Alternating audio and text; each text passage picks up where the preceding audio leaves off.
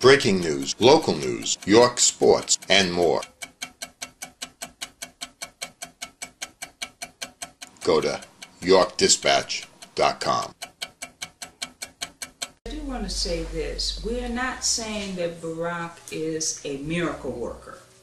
He doesn't walk on water, and I think he understands he doesn't walk on water.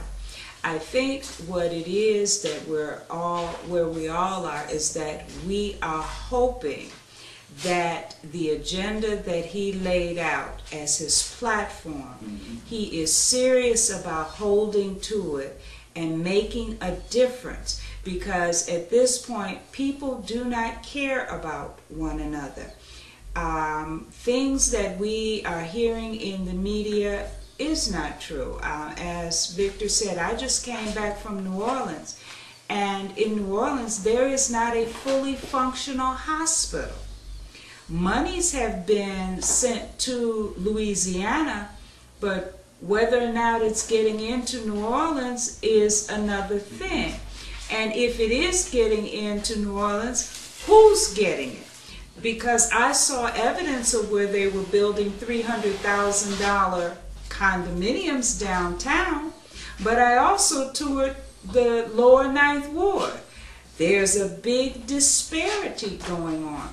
We were told that the people in New Orleans were poor people. These were not, welfare workers. The people who lost their homes down there were working class people. Some of the homes that they lost were homes that had been in their families for generations. So we haven't been told the whole story. And what they asked us to do after this fact-finding trip was to tell their story. Hopefully, and that's a big word right now, hopefully, with a new administration, an administration that says it cares about people. Now, I'm not saying he's going to go down there and hold somebody's hand, but maybe he'll be able to send somebody who will hold the people's feet to the fire to see to it that those persons who are truly hurting, who have been damaged in ways that none of us can imagine, will get the kind of care and the kind of help that they need. And it's just, as he said, it's Galveston. No one talked about what happened up in Iowa. And so what happened up there? We were so focused on the other things that were going around, they got lost in the shuffle. Exactly. And I'm not saying that we need to become isolationists, but I do believe before you start telling everybody else how to run their house, you need to take care of your own first. And right now, the United States of America has a lot of issues it needs to deal with. And I would hope that he would assemble a team, a knowledgeable team, a qualified team of experts and people who have experience in those areas.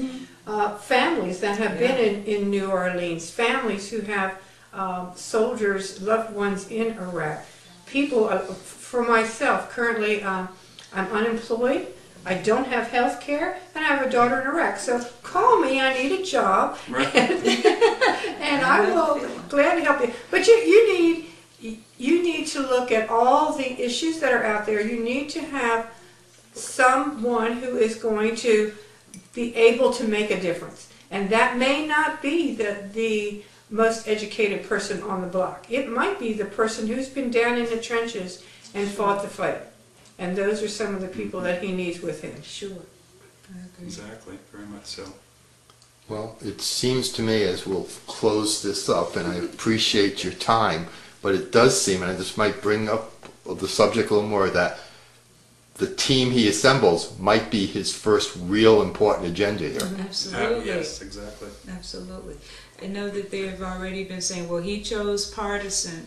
Well, the first person that he chose, he needed someone who he could trust, someone that understood his agenda. I'm not upset about that. He said he was going to go bipartisan. Let's take the man at his word and allow him to show us what he's going to do. I don't remember anyone jumping on President Bush when he started assembling his team.